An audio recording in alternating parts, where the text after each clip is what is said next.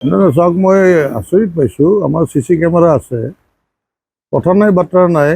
আমি ঘপকৈ দেখিলোঁ যে CC কেমেৰাত পুলিচৰ ড্ৰেছত এগৰাকী আৰু বাকী দুগৰাকী চিভিল ড্ৰেছত আমাৰ বিল্ডিঙৰ ওপৰলৈ উঠি গৈছে। একদম ওপৰত উঠি গৈছে যায় আৰু চুচুক চামাককৈ সিহঁতে গোটেই তাত ঘূৰি ঘূৰি আকৌ তাৰপিছত অলপ দেৰি পিছত বহু দেৰি পিছত তললৈ নামি আহিছে। আৰু মই ঠিক সেইখিনি সময়ত গম নাপাওঁ। আৰু এটা কথা, তাৰ পিছতে মই এজাহাৰ লিখায়ে মই পঠাই দিলোঁ আমাৰ বশিষ্ঠ থানালৈ। এজাহাৰখন বশিষ্ঠ থানাই গ্ৰহণে নকৰিলে। ইমান আচৰিত কথা যে এই এজাহাৰখন গ্ৰহণ কৰি তেওঁলোকে এনকুৱাৰী কৰি, যিহেতু পুলিচৰ ড্ৰেছত আহিছে, পুলিচৰ ড্ৰেছত কোন আহিছে কি কথা তেওঁলোকে এনকুৱাৰী কৰি জনাওক।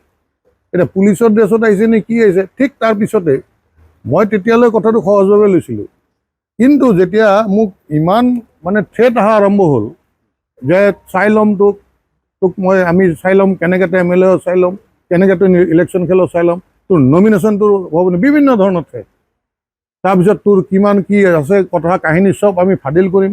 মইতো অলৰেডি ইতিমধ্যে আপোনালোকক কৈছোঁ যে মোৰ জীৱনত সেনেকুৱা কোনো কথাই নাই যি কথাৰ দ্বাৰা মোক কোনোবাই আঙুলিটো হ'ব পাৰে।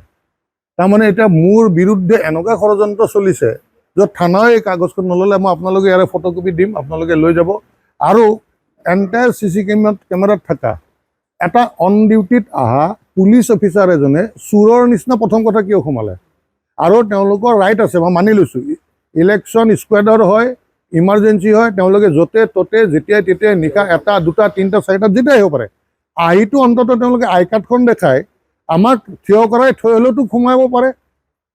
এতিয়া যদি ওপৰত গৈ পানীৰ টেংকিৰ পৰা ডাষ্টবিনৰ পৰা য'তে ত'তে ড্ৰাগছৰ টোপোলা পইচাৰ টোপোলা পেলাই থৈ যদি যায়, মইতো এতিয়া গোটেই চেক কৰাইছোঁ আন্ধাৰে মুন্ধাৰে, গোটেই ল'ৰাখিনিক লগাই দিছোঁ। তাৰ মাজতো যদি ওলায় তাৰপিছত ব্লেম দিব, এইটো ইয়াতকৈ ডাঙৰ ষড়যন্ত্ৰ কৰিব পায় নেকি? মুকলিভাৱে আহক না আগুৱাই, মোৰ সেই ষড়যন্ত্ৰকাৰীসকল আপোনালোকে আহক। ৰাইজে ভোট দিলে মই জয় হ'ম, ৰাইজে ভোট নিদিলে মই জয় নহওঁ। আৰু তাতকৈ আৰু ডাঙৰ কথা একো নাই। অলপ স্পৰ্টিংলি লওক এইটো। যেনেকৈ মই টিকেটৰ পৰা বঞ্চিত হৈছোঁ, তাৰপিছত মই অন্যায় বুলি উপলব্ধি কৰি মই নমিনেশ্যন দিব চেষ্টা কৰিছোঁ।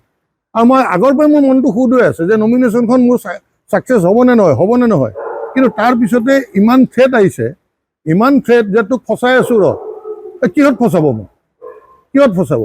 এতিয়া AIৰ যুগত কোনোবা মহিলাক মেনেজ কৰি বা পইচাৰ টোপোলা ক'ৰবাত পেলাই থৈ বা ড্ৰাগছ কিবা ক'ৰবাত পেলাই থৈ তাৰপিছত সেয়া মোৰ বুলি কৈ যাতে মই সেইটোত সোমাই যাওঁ, তাৰপিছত সোমাই যায় এই কেছ থুকি দি 20-25 দিন মই হয় বেইলৰ বিচাৰি থাকি বা কিবা সেনেকুৱা ধৰণৰ কৰি তাৰপিছত মই যাতে মোৰ সময় পাৰ হৈ যায় আৰু এটা মোৰ জীৱনৰ কাৰণে চেকা লাগিল, মোৰ উপায় নাপায়। যিহেতু পুলিচে এজাহাৰ নল'লে, তেতিয়া মই উপায় নাপায় বাধ্য হৈ মই মিডিয়াৰ ওচৰত আহিব বাধ্য হ'লোঁ আৰু সমগ্ৰ অসমৰ ৰাইজক এই কথাটো অৱগত কৰিলোঁ যে অন্যায়টো প্ৰথমে কৰিলে, এতিয়া মোক ব্যক্তিগত জীৱনটো ধ্বংস কৰিব এই প্ৰচেষ্টা চলাইছে।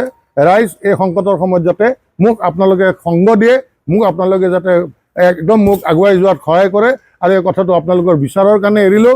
মই যথেষ্ট এই কথাবিলাকত সন্মুখত মোৰ 100জন মানুহ আহিলে মই ভয় নোখোৱা মানুহ, সন্মুখত 100জন মানুহ আহি মোক ধমকি দিলে মই ভয় নোখোৱা মানুহ। কিন্তু যদি এনেকুৱা ষড়যন্ত্ৰ কৰে নিশ্চিতভাৱে মই শংকিত হ'ম। কাৰণ কোন কথা ক'ত কৰে, কি কথা কেতিয়া কয়, কি কৰি দিয়ে।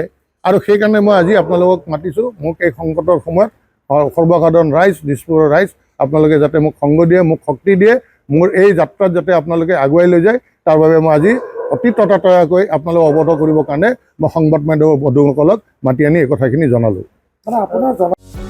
যিকোনো খবৰৰ বাবে যোগাযোগ কৰক আমাৰ এই নম্বৰত 9181 307 221।